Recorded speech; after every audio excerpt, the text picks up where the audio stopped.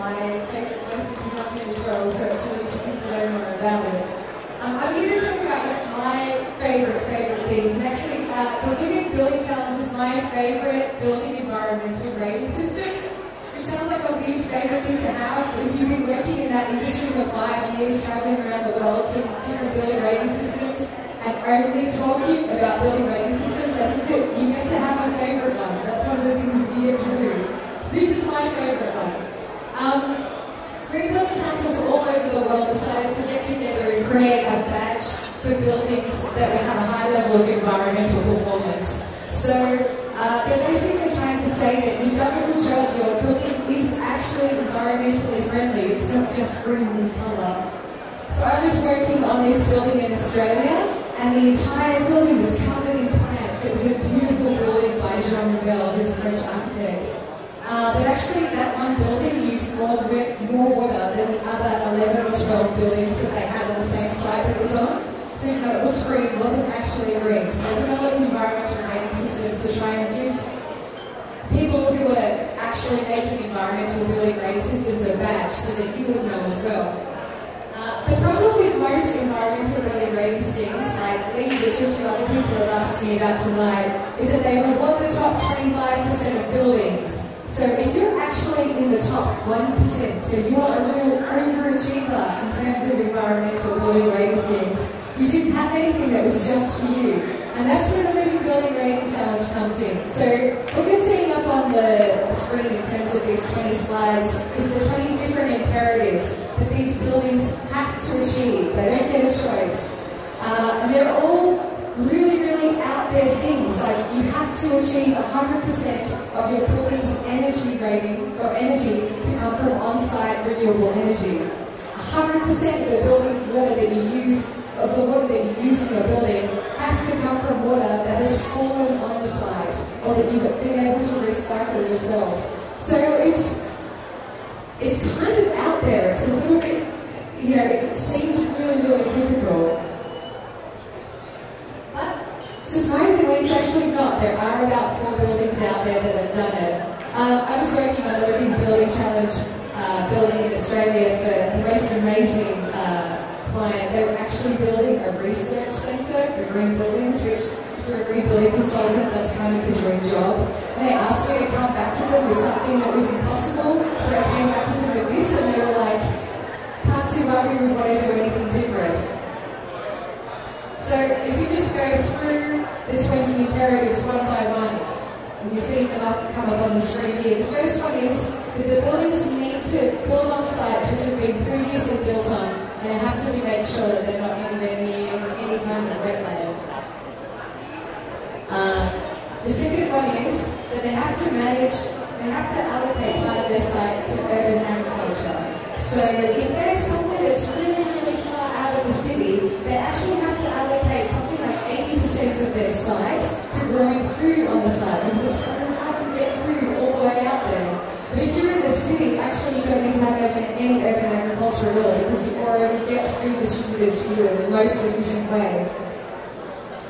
Okay, they have to dedicate an area of land the same size as their building to give back to nature as part of a habitat exchange. So if your building is 1 hectare, you have to find a hectare somewhere else that you are going to give back to nature. Through one of these land trust programs. There's a whole bunch of them in the United States actually, but you can buy 1 hectare of these sorts of lands. They have to encourage a car-free way of life. So however you do that, but some way that you're encouraging a car-free way of life. So making sure that there's really good access for pedestrians, for giving people cyclist facilities. Other really cool things that I've seen that people have done is allow other people who cycle to work and work near them to store their bicycles in that building, to try and encourage people to ride their bicycles to work. Like I said before, they have to manage to provide 100% of their water from within the confines of the site. So rainwater that falls on the site you can use, and you can also use treated water from within the building, but it has to be chemical free. So you've got to make sure that, like a lot of the systems that they use are these filter through systems that don't have any chemicals. You can't use chlorine or anything like that. And of course, if you use reverse osmosis, process, which uses a crap load of energy. You've got to make sure that all of that energy is coming from renewable energy on the site.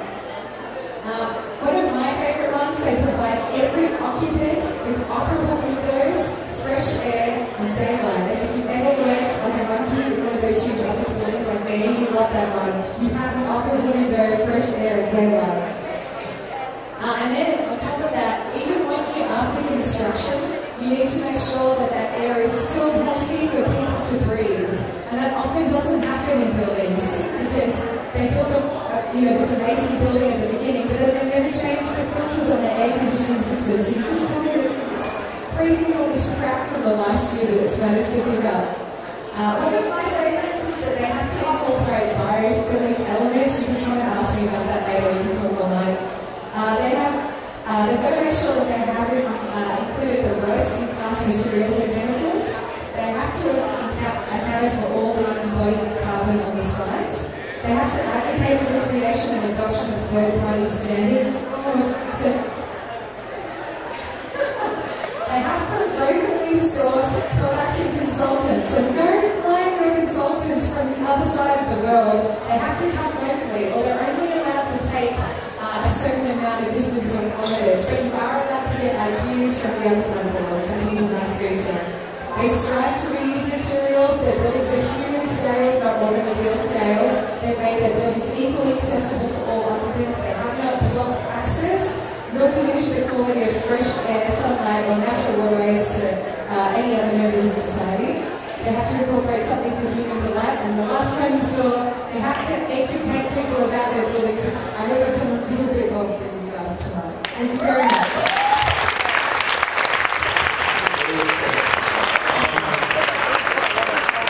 Questions about the Living Building Challenge? Which 4 buildings have complied with the Living Building Challenge? Is it 4 in the world, or 4 in Phnom Penh, or 4? What is the scope we're talking about? There's 4 in the United States. And I think there's 3 in the United States and 1 in Canada. It was developed in Canada. And really that's the market where they have the money to spend on this sort of thing. You guys have your first LEED-rated building going on here. That tower, whoever's working on that, that's awesome. But yeah, the Living Building Challenge is a bit of a way off the Phnom Penh.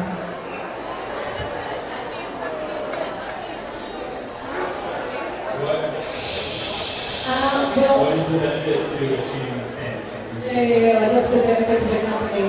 I was speaking to this woman about branding on Friday night, and she told me the key to branding was to be the first in category.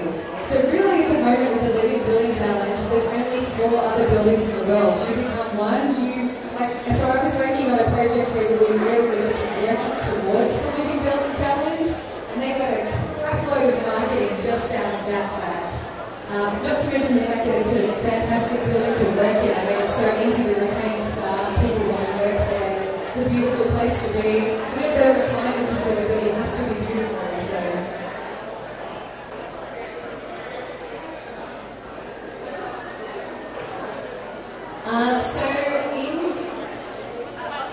The question was, is this even achievable in a country that has, depending on your climate, so 90% drought conditions, for example, maybe you don't get any rain at all. And actually they have clauses based on your site that you can ask for special compensation. So in Alaska, for example, you're allowed, there was one project in Alaska, because it's so remote, you are actually allowed to source some materials from outside. In Australia, though, I was working on a building there, we didn't have any problems with the work category. We really didn't have problems with the sourcing, because we didn't have enough sustainable materials in Australia yet, so it's possible. Awesome. You can recycle a lot of water too. They can recycle water in Singapore, so. Yeah, they drink pee. Recycle pee, not just pee. It's possible to use Monique, yeah. Which building were you working on in Australia? I was working for the University of Wollongong. They changed the name about 1 million times on me. The acronym was RSSB, and it was like a research begging for researching green buildings. So that's why they wanted to do this. They were just like, what is the most out there thing we can do for green buildings? It's not, it's not for every building. It's not, like, I mean, it's not even that viable on a big scale. But for the ones that are out there that are trying to be aspirational.